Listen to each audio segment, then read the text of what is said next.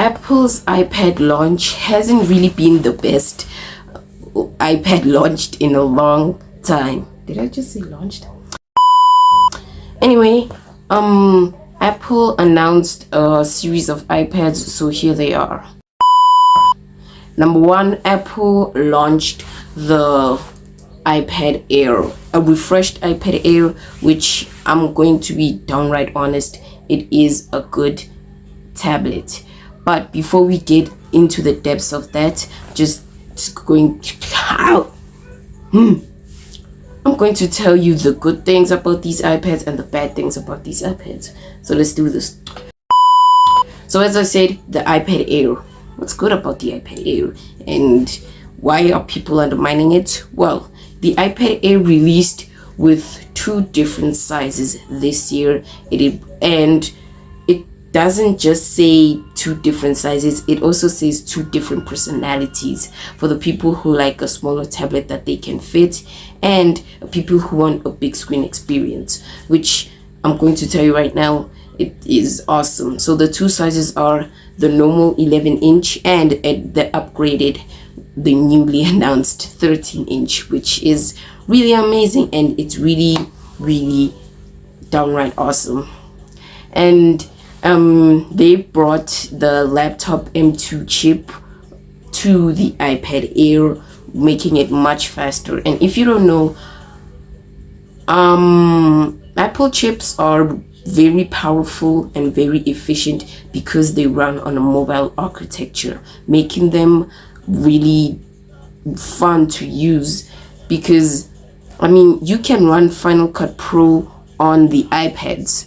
Tell me that's not a dream. And for me, I've tried but I've failed editing on a laptop. Trust me, it's not for me. But if I can have a very powerful editing program brought to a touch screen display, for me that's a win. Because man, I edit on my phone, I do videos on my phone. It's how I basically run, like everything that I do it on my phone, my scripts. So if this whole big Final Cut Pro thing that's happening on a MacBook and then bring both to an iPad, it's really cool and it will get me very, very excited. Anyway, moving on, to talk about the cameras of this. To be honest, if you're buying a tablet, you're not buying a $1,000 or R1,000 plus camera system. It's a tablet, not a camera system, not a phone. It's not designed around being a camera system. Okay, just know that. And then also, what is missing really from this? Oh yeah, they introduced 4 new colors, which was gray, purple or whatever that color is, blue and peach, which those 4 new colors are amazing. I mean, it also demonstrates the different kind of personalities that people have of the iPads and as a tablet in general. And then moving on, we're not gonna get into the bad yet. Let's jump to the prices of these. So the 11-inch model is going for $599, while the 13-inch model is going for $799, and that's in US dollars, okay, not in South African rands. If you want to do the calculations and conversions, you can do them. Really, I'm not going to get into that in this video. Anyway, let's move on. And then the iPad Pros. Okay, this is about to be a hectic topic. Let's do this. The iPad Pros released with banger and banger and banger, because while Apple was trying to launch the iPad Pros, they did a very big mistake, but we'll get into that. So when Apple announced the iPad Pros, they came out and said this is the most powerful device ever, meaning that they're cutting off the MacBooks, meaning that, whoa, okay, I'm listening. And then when it's the most powerful device ever, it means that it can run Final Cut Pro like nothing we've ever seen before. It can run Logic Cut Pro, or whatever that app is called, sorry, as fast as I don't know what, okay? Which is amazing.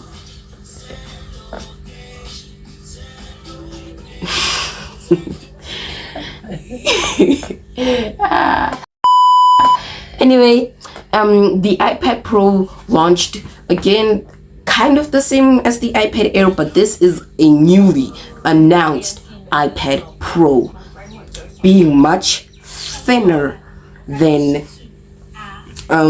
last gen's iPad. So again, we have two size options, one being the 11-inch and another one being the 13-inch.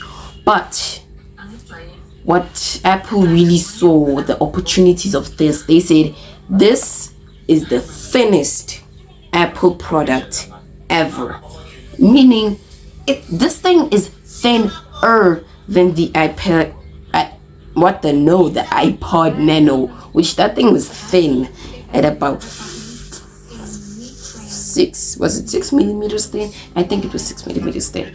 But with the iPads, we have the thinnest Apple product, but that has its own constraints, which I'm not getting to.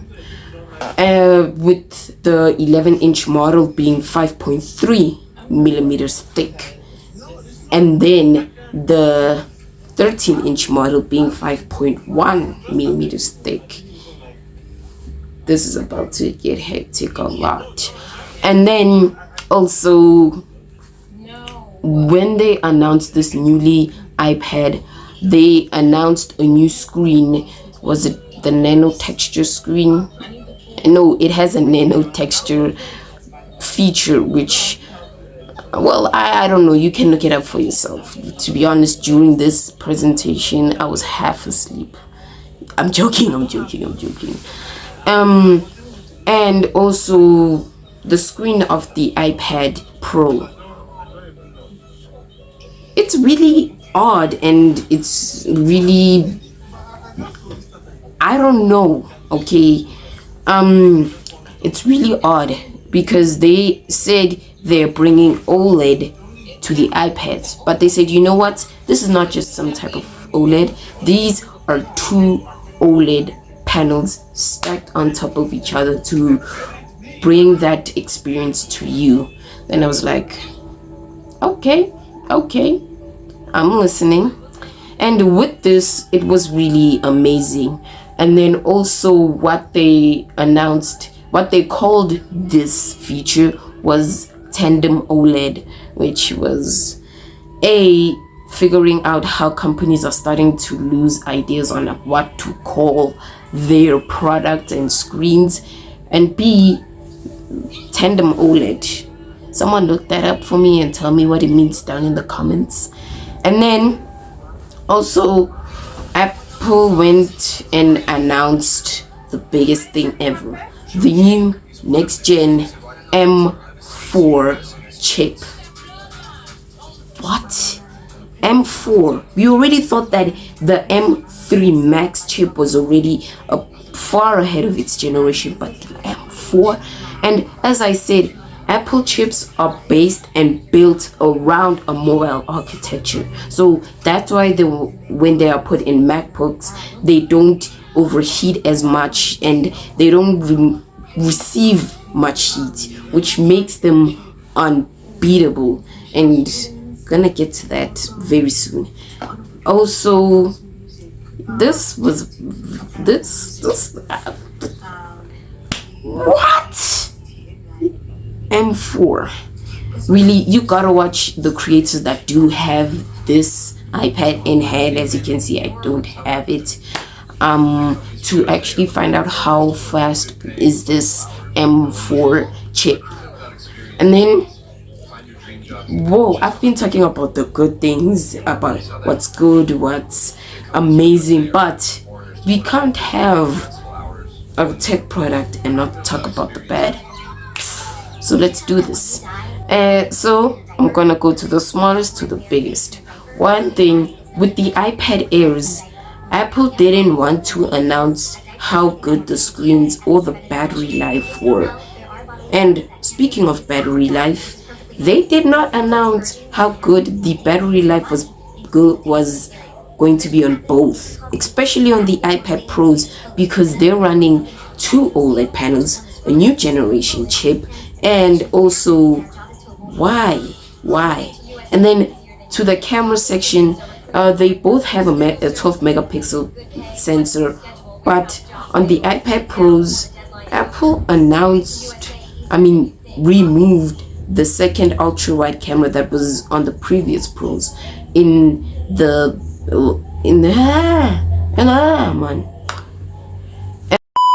man. They replaced it with a bigger LiDAR sensor, which I'm sure this is supposed to capture big 3D Apple Vision content, but really, this is getting out of hand. But yeah, that's Apple for you.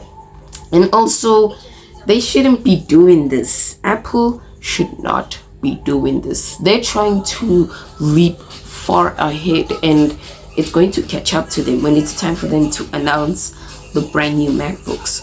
Remember, they just announced the M4 chip, and they did not do it in a laptop as you might expect. They did not do it in a MacBook, which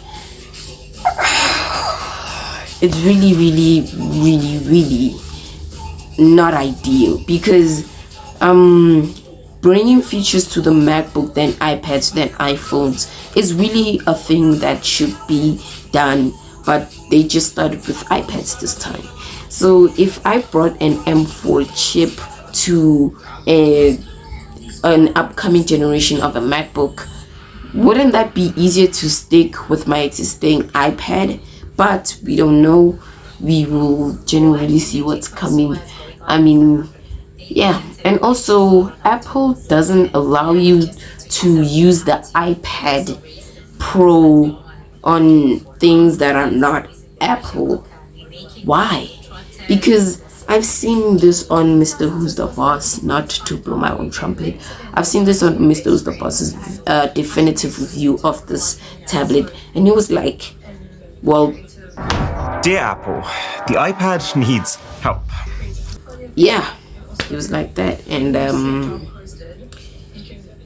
the iPad truly needs help, we get it, but other than that, it is one remarkable piece of tech, which, yeah, it was amazing. It was amazing. And then I think we've covered everything that we need to cover. Oh, and also, when Apple announced the iPad Pros, they did this whole ad of crushing every single artistic and desirable thing into one, and then they're like, okay, all of those things fit into this incredibly thin iPad. Here you go. What? Okay, the iPad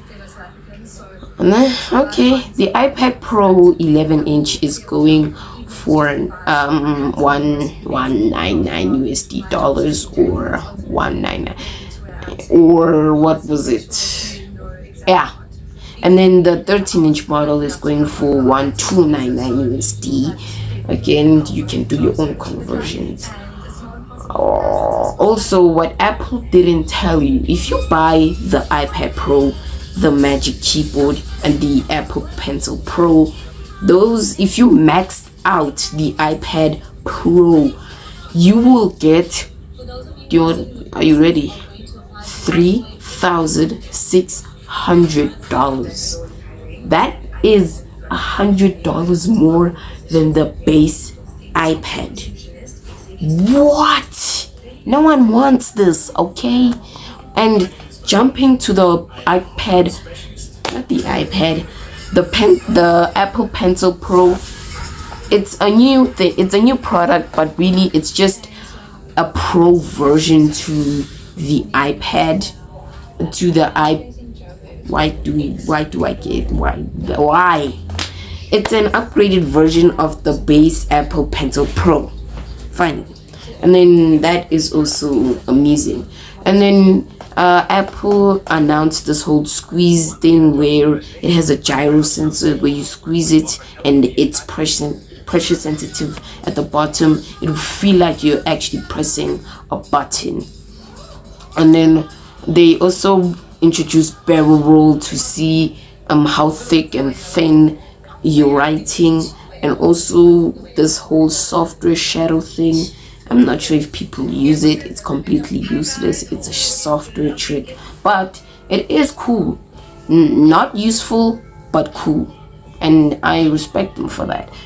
On the Apple Magic Keyboard, they didn't really announce anything more than just showing it at the presentation. But yeah, that's basically what you need to know about the newly announced iPads. And it's been long. I haven't made a YouTube video in a long time, and as you can see, my YouTube channel doesn't have anything. I removed everything, but I do want this to be an amazing video. Thank you for tuning in. Mr. Tech Kid here. TN, that's me. Anyway, don't forget to hit that subscribe button, like this video, and comment what you think. And of course, peace out.